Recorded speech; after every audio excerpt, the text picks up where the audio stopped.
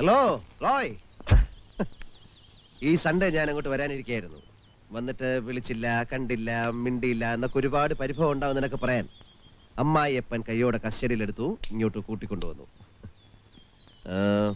നിനക്ക് മാറ്റമൊന്നുമില്ല, ഒരല്പം നര കയറിയിട്ടുണ്ടോ എന്നൊരു ഡൗട്ട്. നീ സ്മാർട്ട് ആയിട്ടുണ്ട്. And look young also. സായിപ്പിന്റെ കള്ളിന്റെ ഗുണം. അതോട്ടോ. എങ്ങനെയുണ്ട് ഡോക്ടർ അവിടെ? രോഗികളൊക്കെ ഉണ്ടോ അതോ ഈച്ചടിച്ചിരിക്കുകയാണോ? റെഡി? ഇത് ഡോക്ടർ റോയ്, എൻ്റെ ആത്മാർത്ഥ സുഹൃത്താണെന്ന് വേണമെങ്കിൽ പറയാം. 2-3 ദിവസം ഇവിടെ കാണും. നല്ല നാടൻ സംഘടിപ്പിക്കണം, കുറെ ചിക്കനും. തീറ്റയാണ് പ്രധാന ഹോബി. മുഖത്ത് നോക്കിക്കോടോ, സൈക്കാട്രിസ്റ്റ് അല്ല ENT.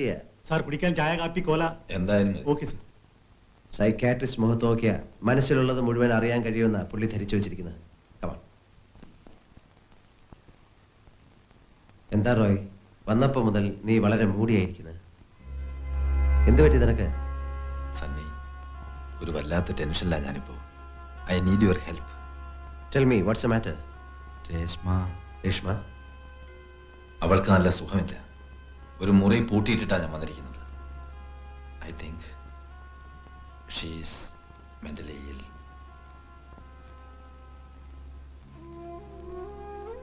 നിനക്ക് ഓർമ്മയില്ലേ രേഷ്മയെ? കളിയും ചിരിയും പാട്ടും ഒക്കെയായി എന്ത് സ്മാർട്ടായിട്ടുള്ള കുട്ടിയായിരുന്നു. ഇപ്പോ എത്ര നാളായി? ഐ മീൻ ഗ്രാജുവൽ ആയിട്ടുള്ള ഒരു മാറ്റമായിരുന്നോ അതോ പെട്ടെന്ന് സംഭവിച്ചാണോ? ഡീറ്റെയിൽസ് ഒന്നും അറിയില്ല. കോളേജ് അടച്ച് ഇന്നലെയാണ് അവൾ വീട്ടിൽ വന്നത്. ഹോസ്പിറ്റലിലെ തിരക്ക് കാരണം പോയി കൂട്ടിക്കൊണ്ടുവരാൻ എനിക്ക് സമയം കിട്ടിയില്ല. ട്രെയിനിൽ വന്ന് ഇറങ്ങിയപ്പോൾ മുതൽ അവൾ മൂടിയായിരുന്നു. ആരോട് സംസാരിച്ചില്ല, എന്ത് ചോദിച്ചിട്ടും മറുപടിയില്ല. She was totally blank. അവളുടെ ഡിപ്രഷൻ കണ്ടപ്പോൾ ഞാൻ ഹോസ്റ്റലിലേക്ക് വിളിച്ചു ചോദിച്ചു. എന്തെങ്കിലും സംഭവിച്ചായിട്ട് അവർക്ക് ഒരറിവുമില്ല. രാത്രിയായപ്പോൾ നല്ല ടെമ്പറേച്ചർ, മരുന്ന് കൊടുത്തിട്ട് കഴിച്ചില്ല. നിർബന്ധിച്ചപ്പോൾ മട്ടുമാറി, കരച്ചിലും ബഹളവും, പിന്നെ വയലന്റ് ആവാൻ തുടങ്ങി. നീ നാട്ടിലുണ്ടല്ലോ എന്ന് ഓർത്തപ്പോഴാണ് ധൈര്യം വന്നു. നേരെ ഇങ്ങോട്ട് പോന്നു. സണ്ണി, നീ വന്ന് അവളെ ഒന്ന് കാണണം.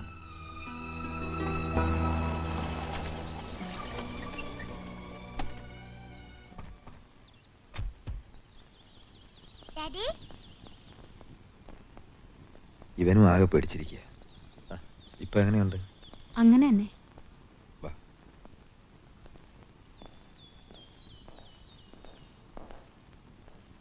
മോളില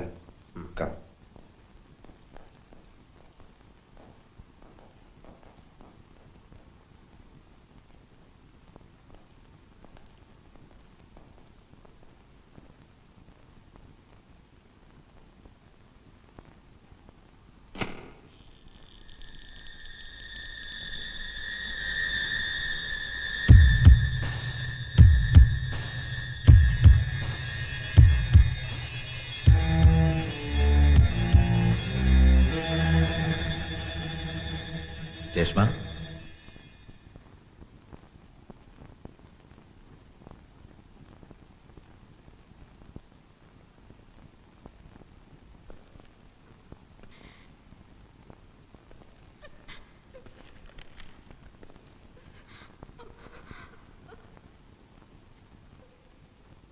രേഷ്മ,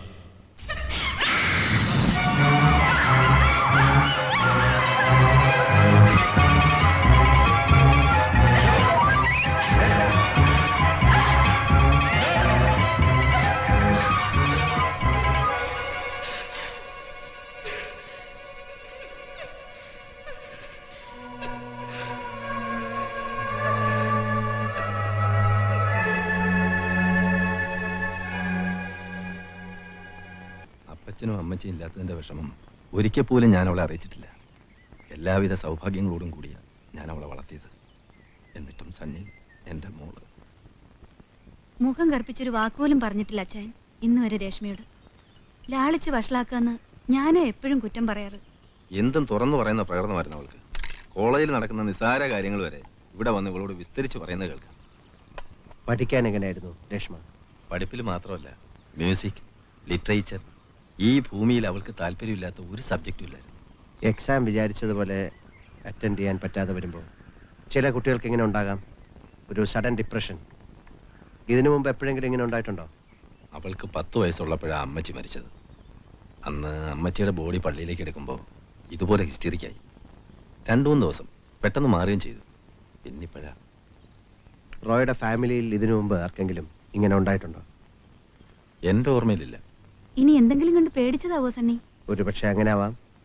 നാട്ടിലേക്ക് വരുമ്പോൾ ട്രെയിനിൽ വെച്ച് എന്തെങ്കിലും ഷോക്കിംഗ് ഇൻസിഡന്റ് കണ്ടിട്ടുണ്ടാവാം. ചിലപ്പോൾ ഇതൊന്നും ആയിരിക്കണമെന്നില്ല റീസൺ. നമ്മുടെയൊക്കെ മനസ്സ് നമ്മൾ ചിന്തിക്കുന്ന വഴിയിലൂടെ ഒരിക്കലും സഞ്ചരിക്കാറില്ലല്ലോ.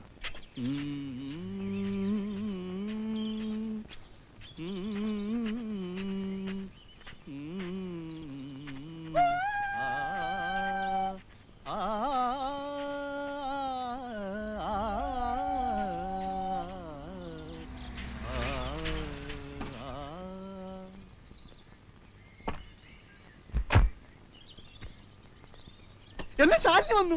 എന്നെ ശാലിനി വന്നു. എന്നെ ശാലിനി വന്നു.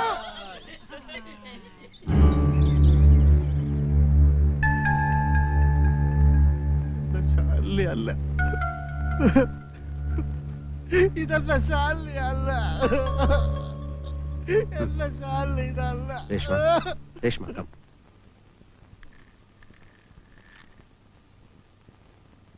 Reshma, Reshma, look here. ഇത് കണ്ടിട്ട് രേഷ്മയ്ക്ക് എന്തെങ്കിലും തോന്നുന്നുണ്ടോ?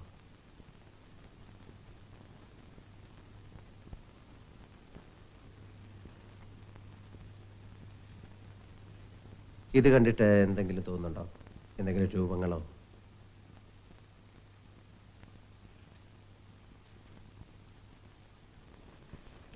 ഇത് കണ്ടിട്ടോ?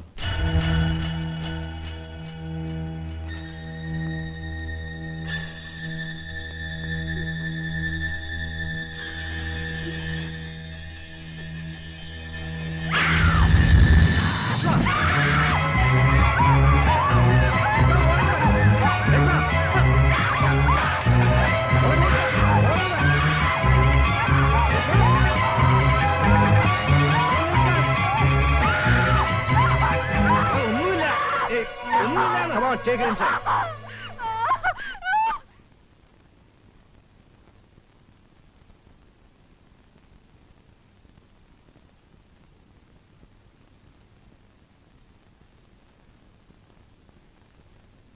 ഈ റോഷാ കാർഡിൽ കണ്ട ഏതോ ഒരു പർട്ടിക്കുലർ വിഷ്വലുമായിട്ട് അവൾ എന്തോ അസോസിയേറ്റ് ചെയ്യുന്നുണ്ട്. സാധാരണ സ്കീറ്റ്സോഫ്രെനിയ ആണെങ്കിൽ ഇങ്ങനെ റിയാക്ട് ചെയ്യാറുണ്ട്. അതല്ലെങ്കിൽ ഓർക്കാൻ കൂടി ഇഷ്ടപ്പെടാത്ത ഏതോ ഒരു ഇൻസിഡന്റ് കണ്ടതിൽ നിന്നുള്ള ഷോക്കുമാവാം. ഏതായാലും കുറച്ച് ദിവസം കൂടി ഒബ്സർവ് ചെയ്തേ പറ്റൂ. അതുവരെ രേഷ്മ ഇവിടെ നിൽക്കട്ടെ. സണ്ണി, ഞാൻ നേരത്തെ പറഞ്ഞല്ലോ, നമ്മുടെയൊക്കെ സാഹചര്യത്തിൽ അവളെപ്പോലൊരു പെൺകുട്ടി എന്തായാലും ഭ്രാന്താശുപത്രി എന്നല്ലേ പേര്. അതുകൊണ്ട് റോയ്, നീ ഒരു ഡോക്ടറാണെന്നുള്ള കാര്യം മറക്കണ്ട. അവളെൻ്റെ പെങ്ങളല്ലേടാ. അഡ്മിറ്റ് ചെയ്യണ്ട. ഞാനും റീനയും തൽക്കാലം എവിടെയെങ്കിലും ഒരു വീടെടുക്കാം. അവിടെ നിർത്തി. രേഷ്മ വളരെ വയലന്റ് ആണ്. നിന്നെ കൊണ്ടോ റീനെ കൊണ്ടോ അവളെ ഇപ്പം മാനേജ് ചെയ്യാൻ പറ്റില്ല. തന്നെയുമല്ല, നീ ഹോസ്പിറ്റലൊക്കെ വിട്ട് ഇവിടെ വന്ന് ഇവിടെയാണെന്ന് ആരും അറിയണ്ട. ഞാനുണ്ടാവുമല്ലോ ഫുൾ ടൈം ഇവിടെ. രേഷ്മ എൻ്റെയും പെങ്ങളല്ലേ. മെഡിക്കൽ കോളേജിൽ റോയ് എൻ്റെ സീനിയർ ആയിരുന്നു. റാഗിങ്ങിൻ്റെ ഉടക്കിലൂടെ ഞങ്ങൾ പരിചയപ്പെട്ടത്. ഒടുവിൽ ഞങ്ങൾ വീട്ടുകാരെ പോലായി. അമ്മച്ചി ഉണ്ടാക്കുന്ന കൊഞ്ചും കരിമീനും കഴിക്കാൻ അവൻ ഇടയ്ക്കിടയ്ക്ക് വീട്ടിൽ വരും. ചിലപ്പോൾ ഈ രേഷ്മ ഉണ്ടാവും കൂടെ. അന്നൊക്കെ ഈ രേഷ്മ എന്ത് മിടിക്കായിരുന്നറിയാം. പുഴയിൽ മീൻ പിടിക്കാനും മാവിൽ കല്ലെറിയാനും ഒക്കെ ആയിരുന്നു ഉത്സാഹം. പെൺമക്കളില്ലാത്തതുകൊണ്ട് അമ്മച്ചിക്ക് അവളെ ഭയങ്കര ഇഷ്ടമായിരുന്നു. പാവം കുട്ടി. സണ്ണിച്ചായനെ കണ്ടിട്ട് ആ കുട്ടി തിരിച്ചറിഞ്ഞു.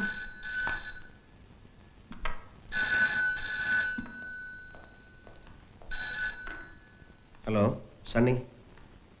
ആ വരുന്നു, ഉടനെ വരാം. എന്താ സണ്ണിച്ചായ? ആ കുട്ടി വീണ്ടും വയലന്റ് ആയിരിക്കുന്നു. പോവാ? ആ പോണം. അവിടെ വേറെ ഡോക്ടേഴ്സ് ഇല്ലേ? അയ്യോ, എന്റെ ദൈവമേ, ഞാനൊക്കെ ചാവേ. എന്റെ പല്ല് വല്ലതും പോയിട്ടുണ്ടോ നോക്ക് സിസ്റ്ററേ.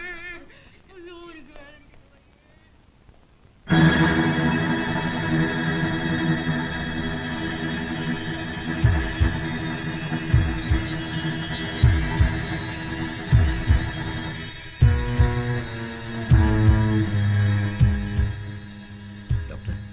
careful. She's in a very violent mood.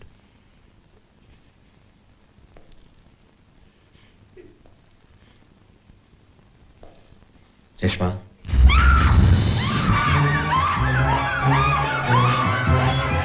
Reshma Reshma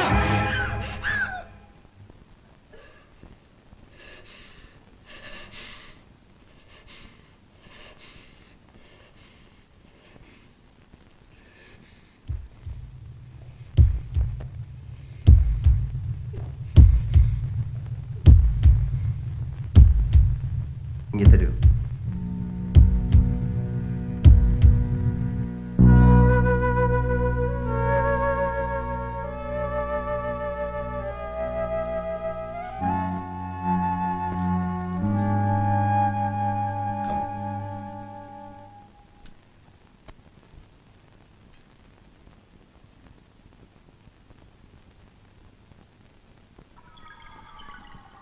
sorry sir, only 25 bucks.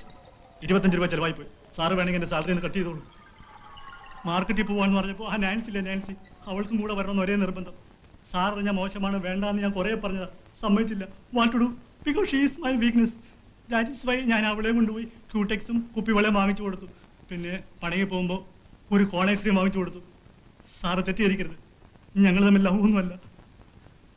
ഞാനൊന്നും ചോദിച്ചില്ലല്ലോ ഫ്രെഡി. സാറ് ചോദിക്കുന്നത് എന്തിനാ? സാറ് നോക്കുന്ന എൻ്റെ മനസ്സിലേക്കല്ലേ? ഞാൻ പറഞ്ഞില്ലെങ്കിലും എല്ലാം മനസ്സിലാവും. എടോ, താൻ ഈ കറിയിൽ ഉപ്പിട്ടിട്ടില്ല. Sorry sir. ഫ്രെഡി, ഫോൺ എടുക്ക. ഇവിടെ. ഹലോ, ആ ഉണ്ടല്ലോ സാറേ, റോയ് സാറാ.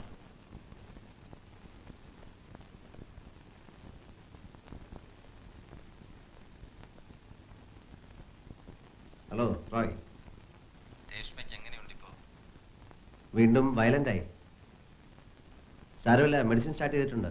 ഞാൻ കുറച്ച് ദിവസം ലീവ് എടുത്ത് അങ്ങോട്ട് വന്നാലോ? ഏയ്, അതിൻ്റെ ആവശ്യമൊന്നുമില്ല. നീ വെറുതെ worried ആവണ്ട. നിനക്കെന്തെങ്കിലും സൂചന കിട്ടിയോ? രേഷ്മയുടെ അറിയാവുന്ന ഫ്രണ്ട്സിനോടൊക്കെ ഞാൻ തിരക്കി.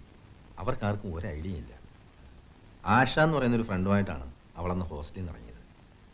ആ കുട്ടിയുടെ പേരൻസ് വന്നിരുന്നുകൊണ്ട് റെയിൽവേ സ്റ്റേഷൻ ഡ്രോപ്പ് ചെയ്തിട്ട് അവർ പോയി എന്ന് പറഞ്ഞു. Let's find out. രേഷ്മയിൽ നിന്ന് തന്നെ നമുക്കതറിയാൻ ശ്രമിക്കാം. ആ പിന്നെ അവളുടെ ഒരു ഡയറി ഞാൻ അങ്ങോട്ട് എത്തിക്കാം. നിനക്ക് എന്തെങ്കിലും സൂചന കിട്ടിയാലോ? ഞാൻ മറിച്ചു നോക്കി, പ്രത്യേകിച്ച് ഒന്നും തോന്നിയില്ല. അവൾ വരച്ച അൺഫിനിഷ്ഡായ ചില സ്കെച്ചസ്, കുറേ കവിതകൾ, പിന്നെ മരിച്ചുപോയ അമ്മച്ചിയുടെ പേർക്ക് എഴുതിയ കുറേ കത്തുകൾ, അതൊക്കെ അവളുടെ ഒരു ഹോബിയായിരുന്നു. ചില അബ്സർഡിറ്റീസ്. പ്രിയപ്പെട്ട അമ്മച്ചി, ഇന്നും എനിക്ക് ഉറക്കം വരുന്നില്ല. എത്ര നേരമായെന്നോ ആകാശത്തിന്റെ അനന്തതയിലേക്ക് നോക്കി ഞാൻ ഇരിക്കാൻ തുടങ്ങിയിട്ട്. കോടാനുകോടി നക്ഷത്രങ്ങൾ എന്നെ നോക്കി ചിരിക്കുന്നു. അതിലൊന്ന് എൻ്റെ അമ്മച്ചിയല്ലേ? അമ്മച്ചി എന്നെ മോളേന്ന് വിളിക്കുന്നത് എനിക്ക് കേൾക്കാം. കാറ്റ് വന്ന് എൻ്റെ തലമുടി ചിക്കുമ്പോൾ അമ്മച്ചിയുടെ വിരലുകൾ എന്നെ തൊടുന്നത് പോലെ തോന്നും. ഇന്നലെ രാത്രിയിൽ ഞാനൊരു കുറുമ്പ് കാണിച്ചു. ആരും കാണാതെ തണുത്ത മഴ മുഴുവൻ ഞാൻ നനഞ്ഞു. അമ്മച്ചിയുടെ വാത്സല്യം മഴ പോലെ പെയ്യുകയാണെന്ന് എനിക്ക് തോന്നി. എത്രയോ ദൂരെയാണ് എൻ്റെ അമ്മച്ചി. എന്നെങ്കിലും ഒരിക്കൽ നക്ഷത്രങ്ങളുടെ ആ ലോകത്ത് നിന്ന് മോളെ കാണാൻ അമ്മച്ചി വരൂ. ഒരിക്കൽ.